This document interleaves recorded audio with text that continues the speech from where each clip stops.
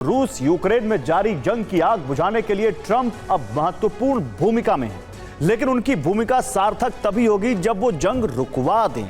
लेकिन हैरानी की बात है कि डील जिस बिंदु पर अटकी है वो है क्षेत्रीय अदला बदली, जिस पर ना तो यूक्रेन राजी है ना ही यूरोपीय देश।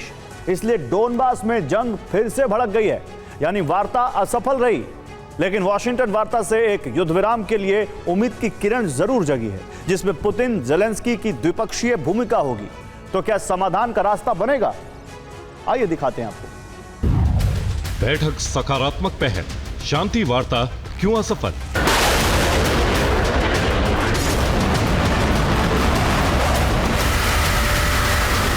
वॉशिंगटन में ट्रंप के साथ जेलेंस्की और यूरोपीय नेता युद्ध विराम की वार्ता कर रहे थे। उसी समय रूस ने स्कंदर मिसाइल से डोनेत्स्क के नोवोडोनेत्स्क में प्रहार किया। UEM Jaipur is a perfect target for prospective students aspiring for good jobs, good education with future-ready skills.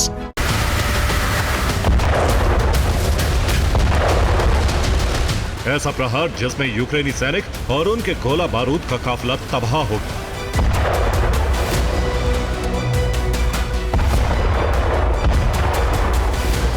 दरअसल इस हमले का अर्थ दो चेतावनी है।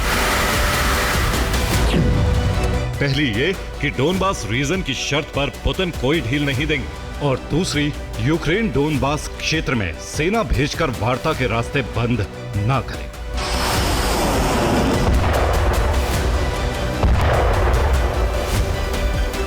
हालांकि इस हमले को रूस की बढ़ रही आक्रामकता के नजरिए से भी देखा जा सकता है, लेकिन समय इसकी इजाजत नहीं देता। ऐसा इसलिए भी क्योंकि पुतिन अपनी शर्तों के मूल कारण अलास्का वार्ता में ट्रंप के सामने जाहिर कर चुके हैं। कारण है डोनबास क्षेत्र से जेलेंस्की का सौतेला व्यवहार, रूसी भाषी और वहां के लोगों को मान्यता न देना, क्षेत्रीय संप्रभुता की आड़ में डोनबास का दोहन करना। यही वजह है कि जेलेंस्की ने ट्रंप के साथ बैठक तो की, लेकिन क्षेत्रीय संप्रभुता की आड़ में उन्होंने किसी भी समझौते से इनकार कर दिया। यानी पुतिन जो क्षेत्रीय अदला बदली चाहते हैं उस पर वार्ता विफल रही। अब सवाल यह है कि जेलेंस्की के लिए यह मुद्दा इतना संवेदनशील है क्यों? इसका कारण है कि डोनबास रीजन पर सहमति बनी तो यूक्रेन पूर्वी क्षेत्र खो देगा, और यह सामरिक और राजनीतिक स्तर पर जेलेंस्की की हार होगी। यही नहीं, संविधान के आधार पर भी जेलेंस्की विफल साबित होंगे। इसीलिए जेलेंस्की इस मुद्दे पर डील के लिए तैयार नहीं, लेकिन पुतिन भी शर्त पर अड़े हैं। इसीलिए युद्ध के बादल और गहरा गए हैं।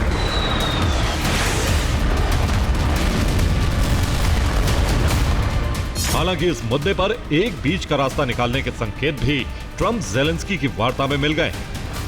इसका सीधा मतलब है कि लैंड डील के लिए जेलेंस्की भले ही तैयार नहीं है, लेकिन वो पुतिन से बातचीत के लिए तैयार है, और युद्ध विराम के लिए दोनों द्विपक्षीय डील करेंगे।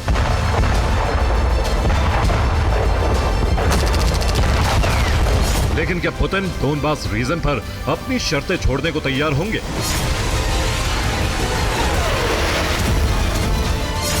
सवाल इसलिए क्योंकि जेलेंस्की ने ट्रंप को एक गोपनीय दस्तावेज सौंपा है जिसमें कई शर्तें हैं।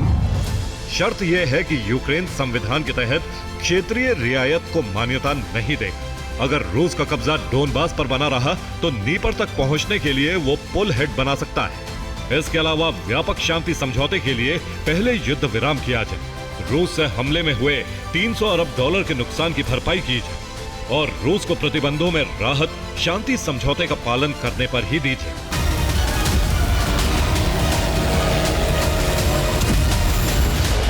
अब यह तो तय है कि पुतिन इन शर्तों के आधार युद्ध विराम के लिए शायद ही तैयार होंगे।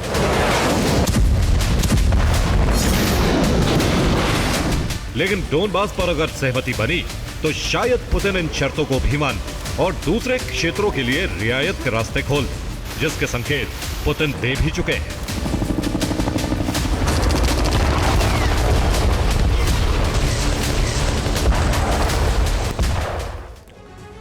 दरअसल रूसी सेना इस समय खार्किव से लेकर खरसोन तक यूक्रेनी सेना के साथ जंग में है, और मूल समाधान का मुख्य केंद्र यही क्षेत्र है जिसे पुतिन हासिल करना चाहते हैं।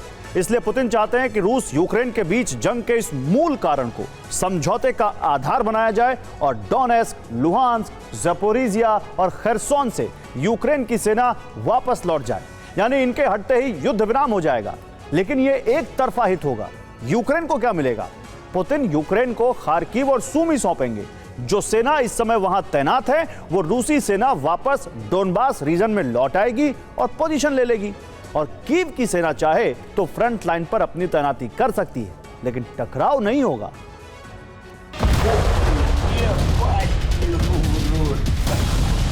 यही वजह है कि शांति वार्ता की तरफ बढ़े रूस और यूक्रेन के कदमों के बावजूद डोनबास रीजन में बारूदी विनाश की गति कम नहीं हो रही। हालांकि ट्रंप फैसला कर चुके हैं कि अगर उनकी मध्यस्थता में डील नहीं हो पाती है तो वो सिर्फ यूरोप को हथियार बेचेंगे, यूक्रेन से दूरी बना लेंगे। लेकिन जैसे ही ज़ेलेंस्की ने उन्हें युद्धग्रस्त क्षेत्र का मानचित्र दिखाया, ट्रंप को उम्मीद की किरण नजर आई। इस मानचित्र में दिखाया गया कि यूक्रेन के कितने क्षेत्र पर रूस का कब्जा है और रूस के साथ कितने क्षेत्रों पर इस समय जंग चल रही, जिसके बाद ट्रंप ने इस विषय का हल निकालने का आश्वासन ज़ेलेंस्की को दे दिया। हालांकि दावा यह भी है कि बैठक बीच में रोककर ट्रंप ने पुतिन को फोन किया, जिसके बाद उन्होंने विवादित क्षेत्र मानचित्र के समाधान का आश्वासन दिया और मुमकिन है कि इस मसले का समाधान बातचीत से निकालने के आश्वासन के पीछे पुतिन की सहमति ही है।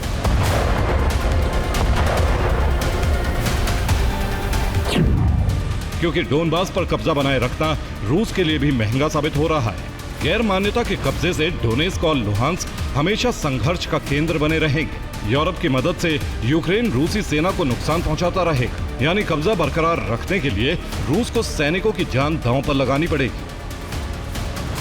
यही वजह है कि ट्रंप ने ज़ेलेंस्की और पुतिन की मुलाकात का माहौल बनाने की कोशिश की, जिसमें वो भी शामिल हो सकते हैं। मुमकिन है कि इसी वजह से ज़ेलेंस्की भी क्षेत्रीय रियायत का विषय पुतिन के साथ मेज पर बैठकर सुलझाने के लिए तैयार हो गए। लेकिन जब तक ये मुद्दा नहीं सुलझेगा तब तक डोनबास में बारूदी विनाश जारी रहेगा। Bureau report, TV9 Bharat.